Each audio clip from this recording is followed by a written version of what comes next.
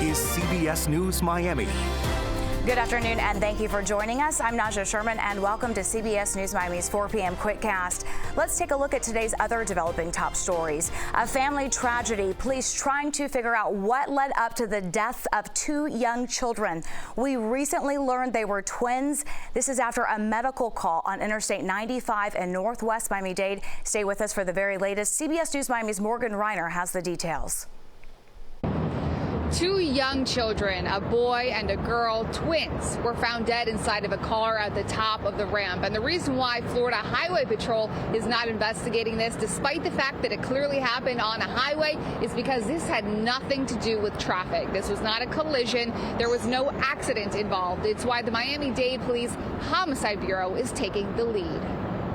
At 2 a.m. Friday, a driver heading up the I-95 northbound ramp to the Turnpike in 826 called 911. The information given for that medical call was there was an unresponsive unresponsive child. Miami-Dade Police Detective Andre Martin said it didn't stop there. Another call came in. That another juvenile was unresponsive. This silver van at the center of the investigation. As soon as police arrived on scene, they located a female on scene who was the driver of the vehicle. She was driving the vehicle where these juveniles were located, and that adult female went over the railing to the on-ramp onto the railroad tracks, which is a considerable distance.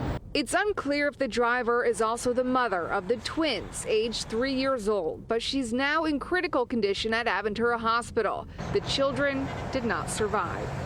Not just as a police officer, but as a father, any case, any incident such as this one that results in the death of a child is very, very difficult. My prayers are with the family of these children. My prayers are with our investigators and our officers. The ramp was shut down for about 9 hours, but it is back open. You can see that the traffic is flowing. As for the trains, as you can imagine, because she did jump over onto the train tracks, the trains were impacted all morning as well. But because they were shut down, the Tri-Rail said to still continue to expect delays throughout the day. Off of I-95, Morgan Reiner, CBS News, Miami. We are following new developments out of Lauderhill. There has been a large police investigation happening for several hours. CBS News Miami's Joan Murray is there. This is where it all ended, and quite a disruption for the people who live in this neighborhood just off 31st Avenue. A man was shot here, according to police. It was a police-involved shooting. So here is what we know. The man who was shot apparently was in some kind of domestic disturbance with his girlfriend at a gas station on Broward Boulevard, left there with Plantation police in pursuit following him, and then at one point police say he rammed their police vehicle. He gets here, and according to police, he had some kind of confrontation with an officer and was shot. Now, we spoke to a woman who lives in the neighborhood, and this is what she said she heard and saw. I was woken up out my sleep by one of my children. He said, "Mommy, somebody got shot." So I jumped up, came outside. He pointed me in the direction of where the person was. Across the street, they were laying down, face down, on the lawn, and officers was going back and forth, apparently trying to get him some assistance or something. He was already shot. And that's just about it. The man who was shot was taken to an area hospital. We're told he is in critical condition.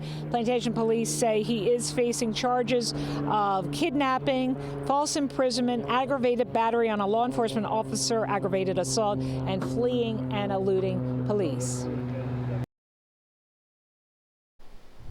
And we are following another developing story, this one out of Port St. Lucie. A Florida Highway Patrol trooper was tragically killed while trying to detain a fleeing felon.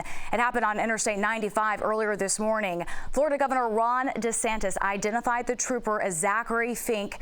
Port St. Lucie police say the trooper was involved in a crash with a semi-truck. Police say a man has been detained in connection with the trooper's death.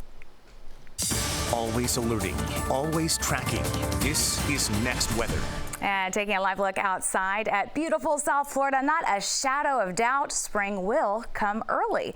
Let's get right to next weather meteorologist Cindy Pressler. For us here in South Florida, it's just another beautiful day. Yeah, and really, it doesn't make any difference anyway. Phil is predicting an early spring. We get spring all the time, right? And summer. 73 right now. A lot of folks out at the beach today. Some clouds. Of course, this morning we had the clouds, but a few puffy clouds this afternoon as well. We've got our winds blowing out of the north and these upper level flow from west to east. So picking up some moisture coming in off the Gulf of Mexico. High pressure has been very dominant, but that's going to move out of the way as we head into this weekend. So on Sunday, we are expecting showers and thunderstorms. Some of these could become strong. So it's something we're going to be watching very, very closely.